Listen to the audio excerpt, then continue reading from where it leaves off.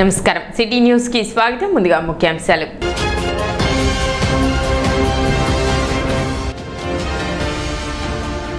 సాక్షి మీడియాలో అమరావతి మహిళలపై చేసిన అనుచిత వ్యాఖ్యలకు నిరసన వ్యక్తం చేసిన తెలుగు మహిళలు.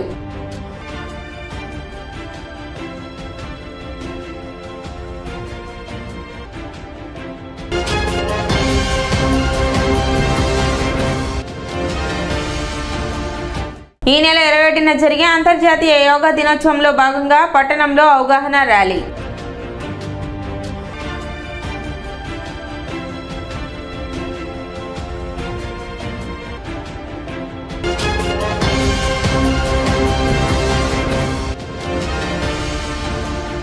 దుగ్గిరాల కోల్డ్ స్టోరేజ్ అగ్ని బాధిత పసుపు రైతులకు నష్టపరిహారం చెల్లించాలని కోరుతూ సబ్ కలెక్టర్ కార్యాలయంలో వినతి పత్రం అందజేసిన రైతులు.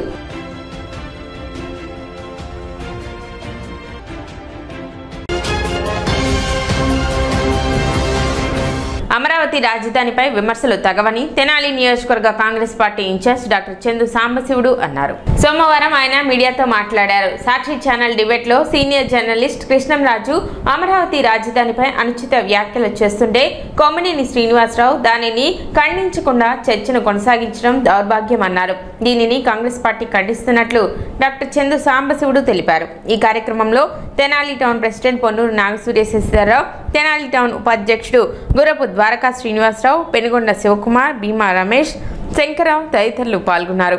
మొన్న సాక్షి లైవ్ ఛానల్లో మన ఆంధ్రప్రదేశ్ రాష్ట్ర రాజధాని అమరావతిలో ఇది దేవతల రాజధాని కాదు, వేశ్యల రాజధాని అని ఒక విలేకరి జర్నలిస్టు కృష్ణరాజు మాట్లాడటం, దాన్ని ఖండించకుండా ఉండటం శ్రీనివాసరావు అతను కొమ్మినేని శ్రీనివాసరావు, ఇది చాలా దౌర్భాగ్యం. దాన్ని పూర్తిగా మేము కాంగ్రెస్ పార్టీ తరఫున మా వ్యక్తిగతంగా అందరి తరఫున ఖండిస్తున్నాం.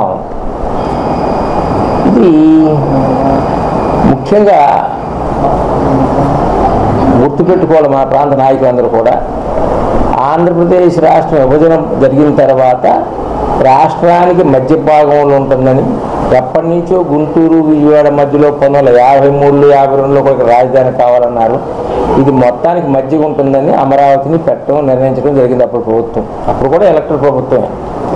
దాని మీద 2019, 24 మధ్యలో జగన్మోహన్ రెడ్డి గారు కడప నుంచి ఇక్కడికి ఇల్లు కట్టుకుని ఇక్కడే ఉంటానని చెప్తూ ఇక్కడ దీన్ని టార్గెట్ చేయటం, అమరావతిని టార్గెట్ చేయటం, ఇక్కడ రాజధానికి ఉండకూడదు అంటాం, కర్నూలు, విశాఖపట్నం 3 రాజధానులు అంటాం, తర్వాత దీన్ని శ్మశానం అంటాం.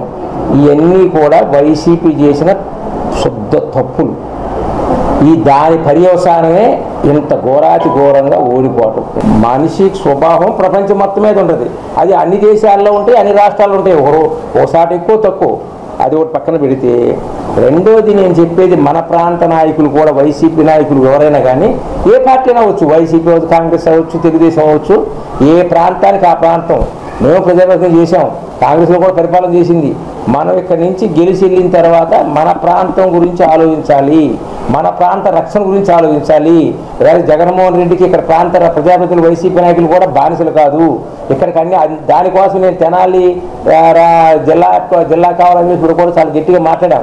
దాన్ని ఇక్కడ వీళ్ళు చేయలేకపోతే ఇప్పుడు చాలామంది ప్రజలు అంటున్నారు, అప్పుడు మాట్లాడారు తెనాలికి బాగుండేదని.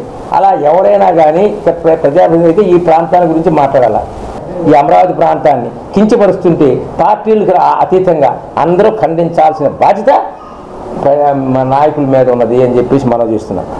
మీరు ప్రెస్ని ఇది 4వ ఎస్టేటు, 4th ఎస్టేటు, ఇది ప్రెస్కి జర్నలిజంలో మాకు ఫెసిలిటీస్ కావాలి, అవి కావాలి అడిగేటప్పుడు మీరు నిష్పక్షపాతంగా ఉండాల్సిన బాధ్యత జర్నలిస్టుల మీద ఉంది. తర్వాత ప్రెస్ కౌన్సిల్ ఆఫ్ ఇండియా అక్కడ ఉంది కదా, మొత్తం దేశాన్ని మొత్తానికి, అది కూడా చూసుకుంటూ ఈ పెయిడ్ వార్తలు కానీ, ఈ పార్షియాలిటీ పక్షపాత వైఖరిని వచ్చేటువంటి ఈ ఎలక్ట్రానిక్ ప్రింట్ మీడియాని కంట్రోల్ చేయాల్సినటువంటి బాధ్యత ప్రెస్ కౌన్సిల్ మీద ఉందని చెప్పేసి ఇంకొకసారి మనం చూస్తూ ఈ నెల 21న జరిగే అంతర్జాతీయ యోగా దినోత్సవాన్ని విజయవంతం చేయాలని మున్సిపల్ చైర్పర్సన్ తాడిపోయిన రాధిక విజ్ఞప్తి చేశారు. తెనాలి పురపాలక సంఘ పరిధిలోని అంతర్జాతీయ యోగా దినోత్సవం పురస్కరించుకుని మే 21 నుండి జరుగుతున్న యోగాంధ్ర కార్యక్రమాలలో భాగంగా సోమవారం రజకపేటలోని ఐలమ్మ పార్క్ నుండి సత్యనారాయణ టాకీస్ వరకు యోగాపై అవగాహన ర్యాలీ నిర్వహించారు.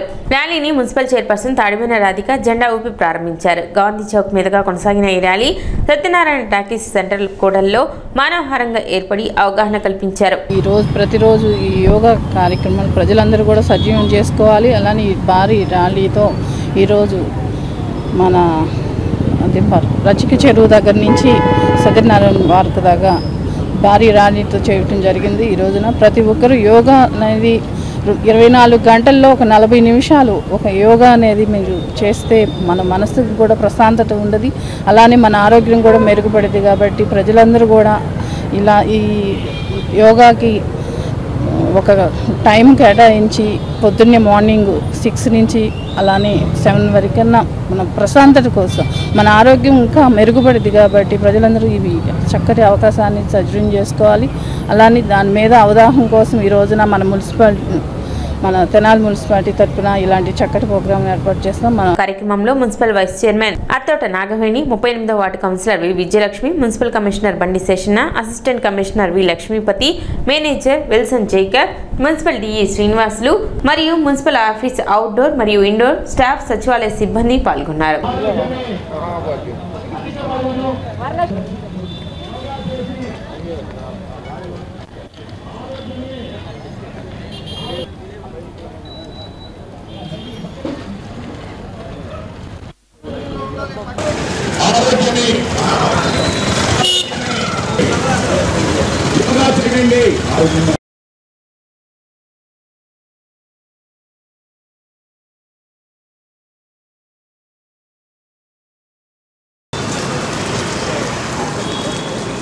ఆరోగ్యమే చేయండి, యోగా చేయండి, యోగా చేయండి, యోగా చేయండి, ఆరోగ్యమే.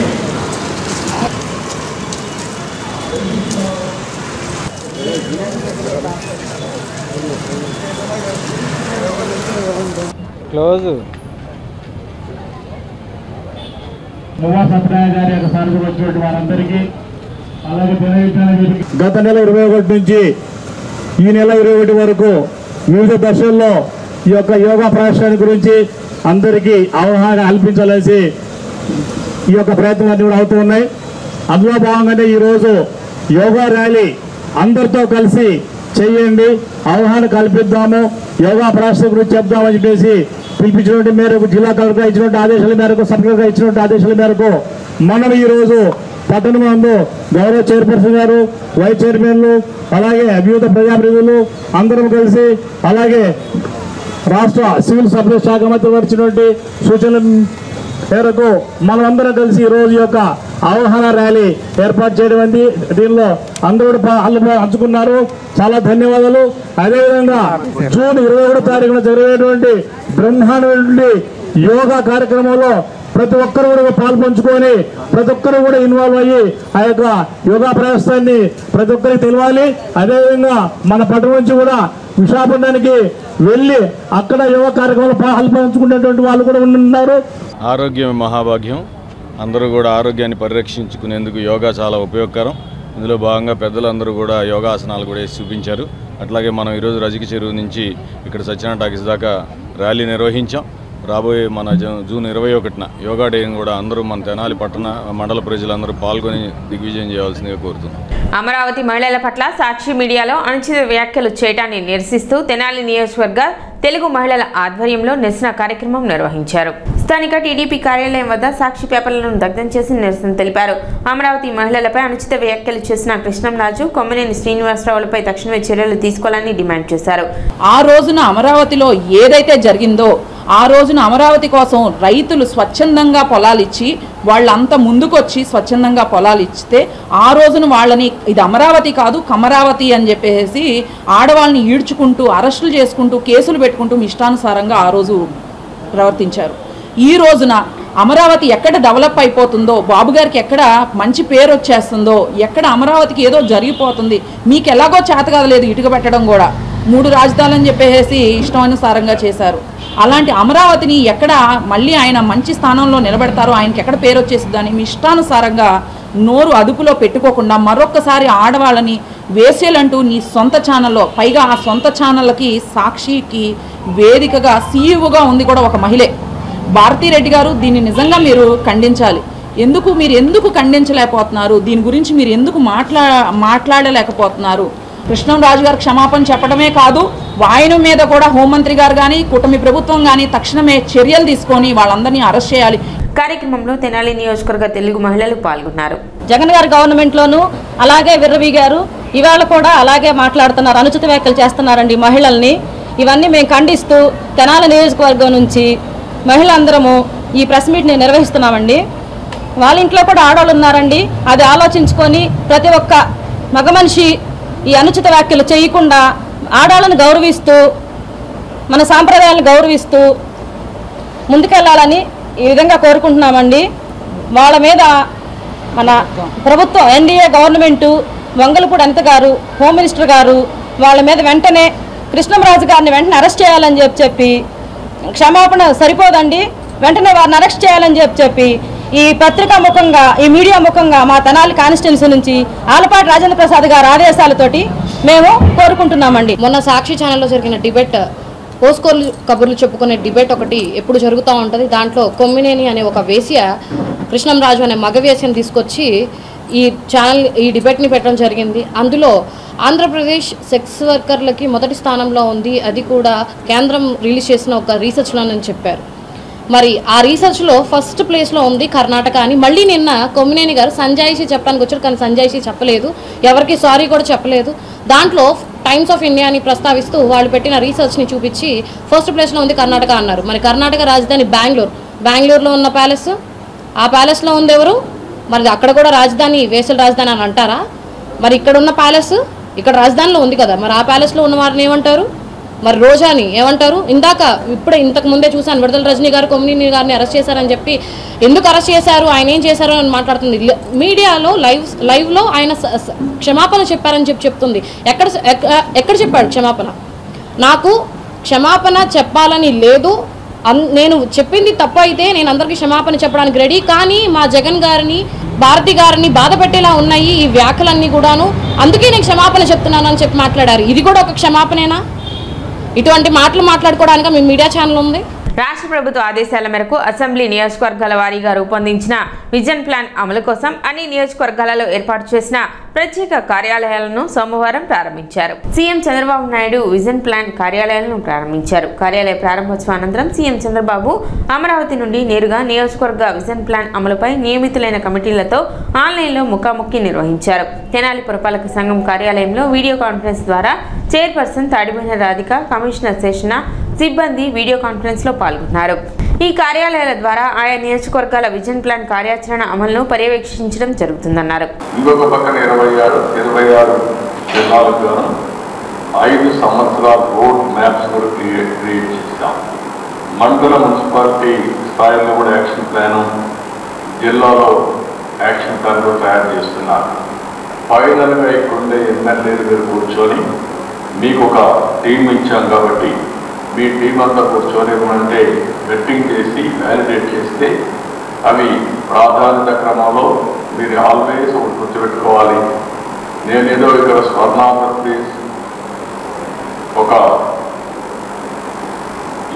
యూనిట్ మనం పెట్టినప్పుడు మీరు పనుల కోసమే ఆ యూనిట్ కాదు, ఈ విషయం మీరు గుర్తుపెట్టుకోవాలి. మనం ఒక స్పష్టమైనటువంటి క్లియర్ కట్ ఇండికేటర్స్ పెట్టుకున్నాం. అది సాధించాలంటే హోలిస్టిక్ అప్రోచ్ చాలా ముఖ్యం. అదే సమయంలో ప్రజా సమస్యలు కూడా పరిష్కారం చేసుకోవాల్సిన బాధ్యత అందరిపై ఉంది.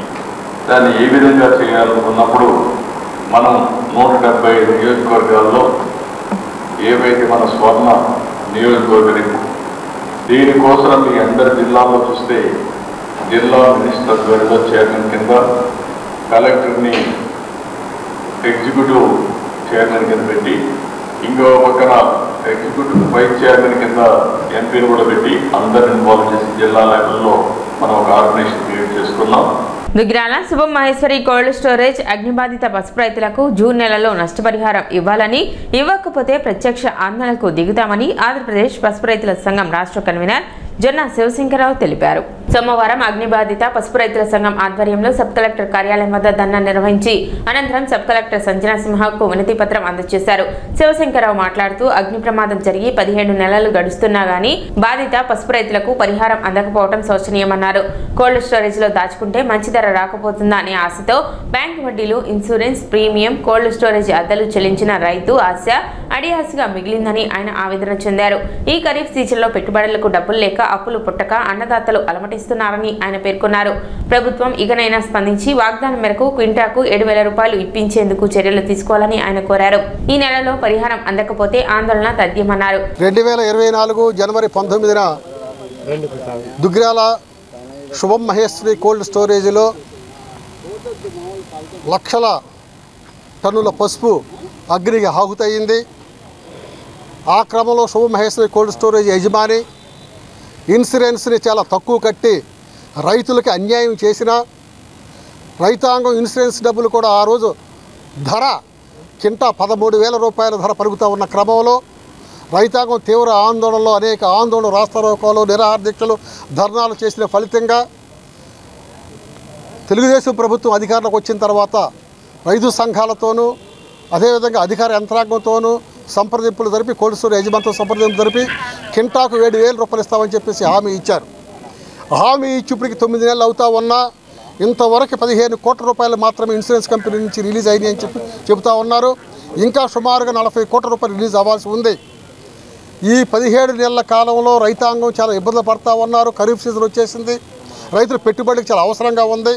అందుకని తక్షణమే ఈ యొక్క 7,000 రూపాయలు ఏదైతే ప్రభుత్వం హామీ ఇచ్చిందో ఆ 7,000 రూపాయలు తక్షణమే ఇన్సూరెన్స్ కంపెనీ దగ్గర నుంచి తీసుకొచ్చి రైతులకు ఇవ్వాలని చెప్పేసి రైతు సంఘాలుగా మేము డిమాండ్ చేస్తూ ఉన్నాం. లేకపోతే ఈ క్రమంలోనే పెద్ద ఎత్తున ఆందోళన, తెనాలి ఇన్సూరెన్స్ కంపెనీ ఉంది, ఆ ఇన్సూరెన్స్ కంపెనీ కార్యాలయం దగ్గర పెద్ద ఎత్తున ధర్నా చేస్తామని చెప్పేసి మేము చెప్తా ఉన్నాం. 20వ తారీఖు జనవరి 20వ తారీఖు New India insurance company Marispeta office ముందు ధర్నాకి పిలిపించాం. దాంతో మరి గౌరవనీయులైన మంత్రి లోకేష్ గారి ఆఫీసు నుంచి మీరు 10 రోజులు టైం ఇవ్వండి, ఈ 10 రోజుల్లో మేము మీకు సమస్యని పరిష్కరిస్తాం, మీ డబ్బులు మీకు వచ్చేందుకు ఏర్పాటు చేస్తామని హామీ ఇవ్వటం జరిగింది. వారి మాటలు నమ్మి మేము జనవరిలో చేయాల్సిన కార్యక్రమాన్ని వాయిదా వేసుకున్నాం. కానీ ఇప్పుడు జనవరి పోయి ఇవాళ మళ్ళీ జూన్ వచ్చింది. అయినా కానీ ఇంతవరకు అతిగతి లేదు. అధికారులు ఏదో పాపం జిల్లా కలెక్టర్ కానీ సబ్ కలెక్టర్ గారు కానీ కష్టపడుతున్నారు, మా కోసం ప్రయత్నం చేస్తున్నారు. కానీ పైనుంచి రావాల్సిన ప్రభుత్వం నుంచి రావాలి, ఇన్సూరెన్స్ ఎంత డబ్బులు వస్తాయి తెలియదు. ఆ మిగిలిన దాన్ని మరి ప్రభుత్వం ఆ లోటు భర్తీ చేయాలి. 7,000 రూపాయలు, ఆ 7,000 రూపాయలు వస్తే రైతులకి.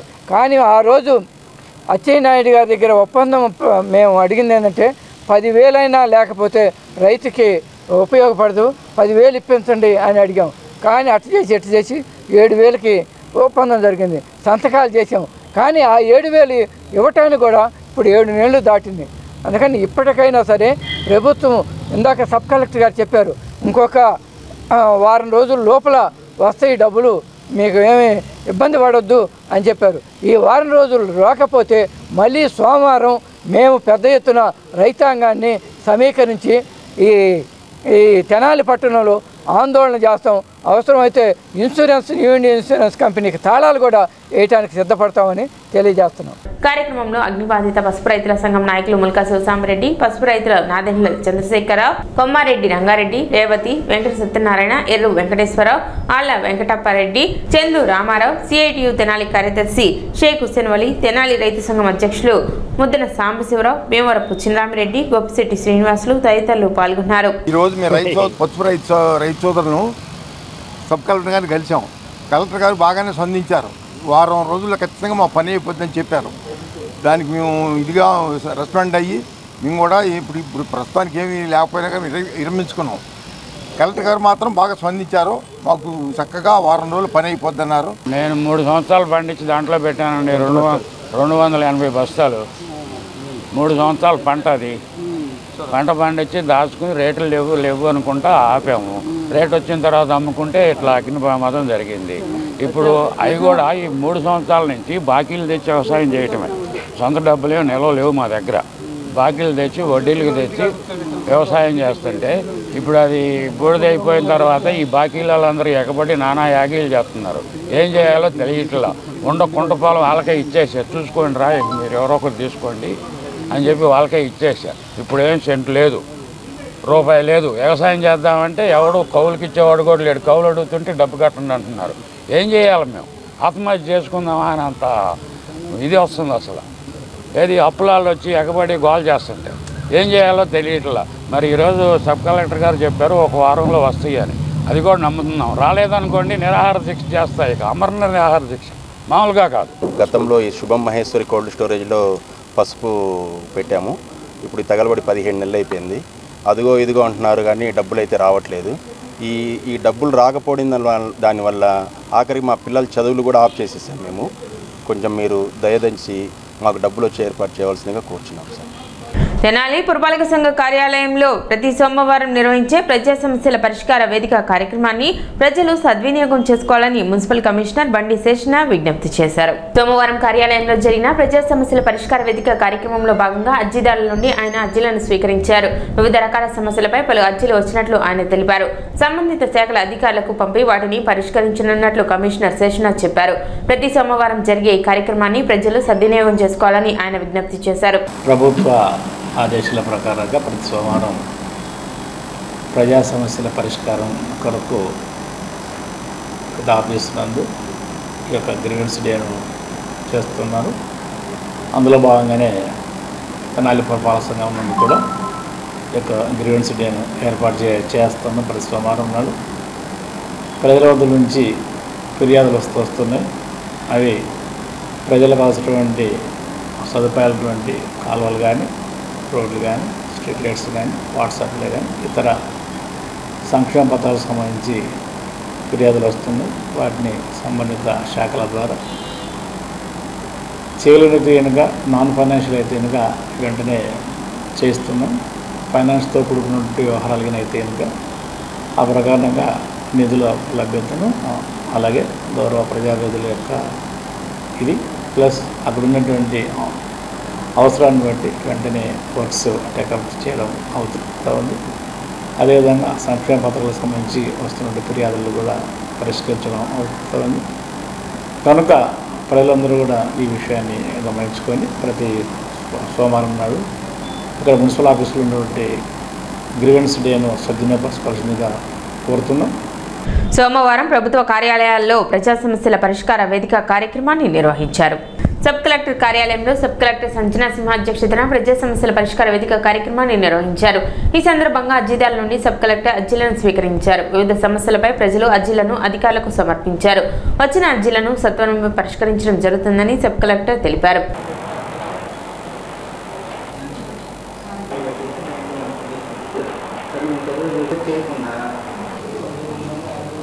అదేవిధంగా తహసీల్దార్ కార్యాలయంలో నిర్వహించిన ప్రజా సమస్యల పరిష్కార వేదిక కార్యక్రమానికి 4 అర్జీలు వచ్చినట్లు తహసీల్దార్ గోపాలకృష్ణ తెలిపారు.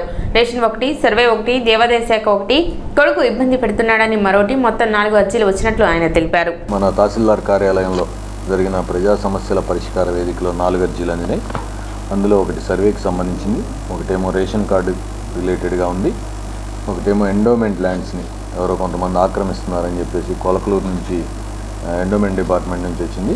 అలాగే ఒకటి తాడిపోయిన శివ వెంకట్రావు అని ఆయన కొడుకు ఇబ్బంది పెడుతున్నాడని చెప్పేసి వచ్చింది.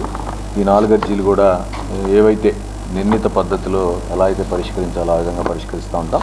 ఈ 4వ అర్జీ చూసిన తర్వాత మరి ముఖ్యంగా కొంచెం మనసుకు కూడా కష్టంగా అనిపిస్తుంది. మా దగ్గరికి ఈ గ్రీవెన్సెస్లో వచ్చే అర్జీలన్నీ కూడా తల్లిదండ్రులని సరిగ్గా చూసుకోవట్లేదు, కొడుకు తంతున్నాడు, కొడుతున్నాడు వచ్చి అనే అర్జీలు ఈరోజు 3 వచ్చారు కౌన్సిలింగ్కి. సో దీని విషయంలో అప్రాప్రియేట్గా కన్సల్టేషన్ ఆఫీసర్గా డిఎస్పీ గారు ఉంటారు, పోలీస్ వారి సహకారంతో వీళ్ళకి ఏ భాషలో ఏ విధంగా చెప్తే అర్థమవుతుందో ఆ విధంగా కౌన్సిలింగ్ కూడా ఇస్తాం. పేరెంట్స్ని చూసుకోవడం చక్కగా అనేది మన బాధ్యత. దయచేసి ఇట్లాగా తల్లిదండ్రుల్ని ఇబ్బంది పెట్టే వాళ్ళకి ఒక గుణపాఠంగా ఉండే విధంగా కూడా చట్టం ఎలా అయితే అప్రాప్రియేట్గా ఉంటుందో ఆ విధంగా చర్యలు తీసుకుంటాం.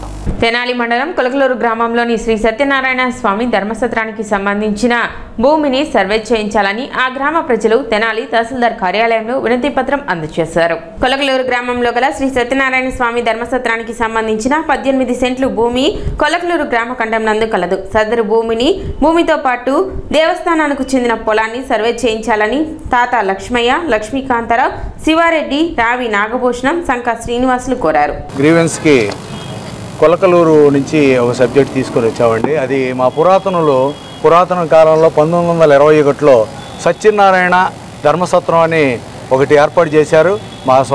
మా సొంత ఆస్తుల నుంచి తీసి బాటసారులకి ఆ రోజున 2 మనుషులకు భోజనం పెట్టి అక్కడ నివాసం ఉండేటట్లుగా నడక మార్గమే ఉండేది కాబట్టి ఆ రోజుల్లో ఆ ఏర్పాటు చేసి ఉన్నారు మా పూర్వీకులు. అది అన్యాక్రాంతం కాకుండా ఆ 18 సెంట్లు 2 గజాలని గవర్నమెంట్ దేవాదాయ ధర్మశాఖకి మేము వారికి అప్పచెప్పాము. 1937లో ఒక షెడ్యూలు, 1947లో ఒక షెడ్యూల్ ప్రకారం దేవాదాయ శాఖకి అది ఇవ్వటం జరిగింది. దాన్ని ఇంతవరకు కూడా అది పడిపోయి ఖాళీగా ఉండటం, ఇప్పుడున్న ప్రభుత్వం వారు సనాతన ధర్మాన్ని ఒక రూపం దాల్చారు. అందువలన మాలో సంతోషం వచ్చి ఆ 18 సెంట్లు అన్యాక్రాంతం కాకుండా అది ప్రభుత్వానికి ఉపయోగపడాలి. ఆ లాభం దాని మీద వచ్చే బెనిఫిట్ అనేది ప్రజలకు ఉపయోగపడాలనే సదుద్దేశంతో ఈరోజు ఎంఆర్ఓ గారికి అప్లికేషన్ ఇవ్వటం జరిగింది. వారు చక్కగా స్పందించారు. ఎంతో ఆనందం మాకేసింది. ఇట్లా ముందుకెళ్ళి పెద్దలు ఎంపీ గారిని, ఎమ్మెల్యే గారిని, ఎమ్మెల్సీ గారిని, మంత్రి గారిని వీళ్ళందరినీ కూడా అప్రోచ్ అయ్యి ఆ కార్యక్రమాన్ని ముందుకు తీసుకెళ్ళి ఖచ్చితంగా అది నెరవేరే వరకు చేస్తామని చెప్పి సంకల్పం తీసుకున్నాము. పూర్వం అక్కడ ధర్మసత్రంలో వచ్చిన బాటసారులకి ఇద్దరికి రోజు ప్రతి నిత్య అన్నదాన కార్యక్రమం చేసేవాళ్ళు. బాటసారులు వచ్చి అక్కడికి వచ్చి ఉండి ఒక రోజు కానీ 2 రోజులు కానీ ఉండి వెళ్తూ ఉండేవాళ్ళు. అప్పుడు నడకన వెళ్ళేవాళ్ళు కదా. అందుకని ఆ బ్రాహ్మణులు పొలం కూడా కొంత ఉంది. ఆ పొలం అనుభవిస్తూ ఎకరాలు అనుభవిస్తూ ఇద్దరికి మాత్రం అన్నదానం చేస్తూ ఉండేవాళ్ళు. అది ఇప్పుడు జరగటం లేదు. అదంతా కూడా శిథిలావస్థలో ఉంది. దయచేసి దాన్ని మరలా పునరావృతం చేసి గవర్నమెంట్ వారు దాన్ని చర్య తీసుకొని ప్రజలకి మంచి చేయాలని 3 కోట్ల రూపాయల ఆస్తి, 3 కోట్ల విలువ కలిగిన ఆస్తి. తెనాలి స్టేషన్ రోడ్లో గుర్తు తెలియని వ్యక్తి అనుమానాస్పదంగా మృతి చెందాడు. సోమవారం స్థానిక మారిస్పేట స్టేషన్ రోడ్లో మూసి ఉన్న ఓ దుకాణం ఎదుట ఈ ఘటన జరిగింది. దుకాణం వద్ద ఉన్న పోల్కు మృతుని మెడకు టవల్తో ఉరివేసినట్లు కనిపిస్తున్న దృశ్యం పలు అనుమానాలకు తావిస్తుంది. ఈ ఘటనపై స్థానికులు 3వ పట్టణ పోలీసులకు సమాచారం అందించారు. కేసు నమోదు చేసి మృతదేహాన్ని శవ పంచనామాకు తెనాలి ప్రభుత్వ ఆసుపత్రికి తరలించారు. సిటీ న్యూస్ ముంచే ముందు ముఖ్యాంశాలు మరోసారి.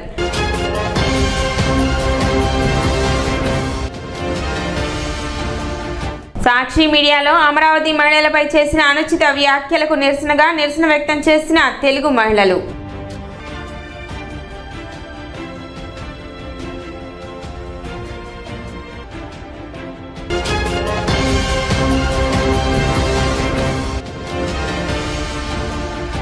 ఈ నెల 21న జరిగే అంతర్జాతీయ యోగా దినోత్సవంలో భాగంగా పట్టణంలో అవగాహన ర్యాలీ.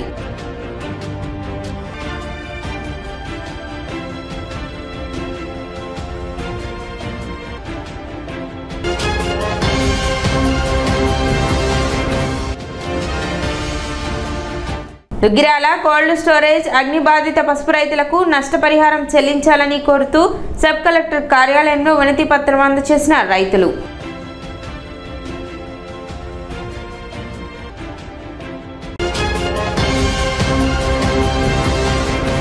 సిటీ న్యూస్ ఇంతటితో సమాప్తం. నమస్కారం.